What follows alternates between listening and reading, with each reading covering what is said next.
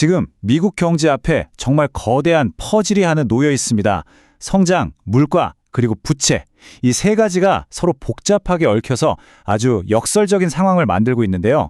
오늘 분석에서는 이 모든 문제의 해결책으로 떠오르는 한 가지 혁신적인 이론, 바로 머스크노믹스를 심도 있게 파헤쳐 보겠습니다. 과연 AI가 이 거대한 부채의 해법이 될 수 있을까요? 원래 경제학 상식대로라면 정부가 돈을 엄청나게 풀고 경제가 뜨거워지면 당연히 인플레이션이 따라와야 하잖아요. 그런데 지금 시장은 전혀 다른 얘기를 하고 있습니다. 높은 성장과 막대한 정부 지출에도 불구하고 물가는 오히려 안정되고 있다는 거죠. 대체 경제에 무슨 일이 벌어지고 있는 걸까요? 바로 이 숫자입니다. 3.1%. 이게 현상의 핵심인데요. 최근 미국의 기대 인플레이션이 이 수치로 안정화되는 추세입니다. 이게 무슨 뜻이냐면 경제가 이렇게나 뜨거운데도 시장은 앞으로 물가가 잡힐 거라고 본다는 거죠. 이게 바로 기존 경제학으로는 설명이 잘 안 되는 미스터리인 겁니다. 자, 그럼 첫 번째 섹션에서는 이 문제를 좀 더 파고들어 보겠습니다. 우리가 교과서에서 배웠던 경제 법칙들이 과연 이 새로운 현실 앞에서 한계를 맞은 것인지 그 역설의 본질을 한번 살펴보겠습니다. 그러니까 지금 시장이 뭘 기대하고 있냐면요. 정말 기묘한 현상에 돈을 걸고 있는 겁니다. 보통 정부가 돈을 풀면 물가가 오르는 게 당연한데 지금은 성장은 계속되면서 물가는 잡히는 이 이상한 시나리오가 현실이 될 거라고 보는 거죠. 전통 경제학 관점에서는 이게 거의 불가능한 일이거든요. 만약에 전통 경제학이 길을 잃었다면 우리는 어디서 답을 찾아야 할까요? 바로 여기서 이 경제 수수께끼를 풀 새로운 열쇠가 등장합니다. AI가 부채를 녹여버린다는 아주 혁신적인 생각이죠. 바로 머스크노믹스입니다. 이걸 그냥 테슬라나 xAI 같은 개별 기업 이야기로 생각하면 안 됩니다. 이건 훨씬 더 큰 그림이에요. 이 기업들이 서로 연결돼서 AI로 생산성을 극한까지 끌어올리고 그걸로 인류의 생산 방식 자체를 근본적으로 바꾸는 그런 거대한 혁명을 말하는 겁니다. 근데 이 이론이 왜 지금 중요하냐? 이걸 알려면 미국의 재정 상황을 봐야 합니다. 여기 저울을 한번 보세요. 현재 미국이 피 때문에 내는 이자만으로도 국방 예산을 넘어섰습니다. 다시 말해서 나라 지키는 데 쓰는 돈보다 빚 갚는 이자가 더 많아졌다는 뜻이에요. 이거 정말 심각한 상황입니다. 바로 이 지점에서 머스크 그리고 전 연준 이사이자 스탠퍼드대 교수인 케빈 워시가 아주 파격적인 해법을 내놓습니다. 허리띠 졸라매는 고통스러운 긴축 그런 거 말고 차라리 AI로 생산성을 폭발시켜서 국가 부채의 가치를 그냥 녹여버리자는 거죠. 빚의 액수를 줄이는 게 아니라 경제 파이 자체를 어마어마하게 키워서 빚 부담을 상대적으로 아무것도 아니게 만들자는 겁니다. 그럼 이게 어떻게 가능할까요?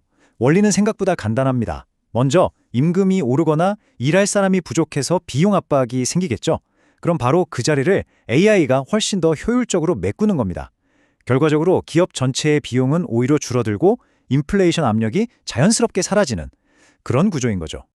물론 이게 그냥 뜬구름 잡는 소리처럼 들릴 수도 있습니다. 그런데 놀랍게도 우리에겐 굉장히 비슷한 역사적 경험이 있습니다. 바로 90년대 골디락스 경제에 대한 기억이죠. 1990년대에 인터넷 혁명이 가져왔던 경제 효과랑 지금의 AI 붐이 너무나도 닮았다는 겁니다. 역사는 반복될까요?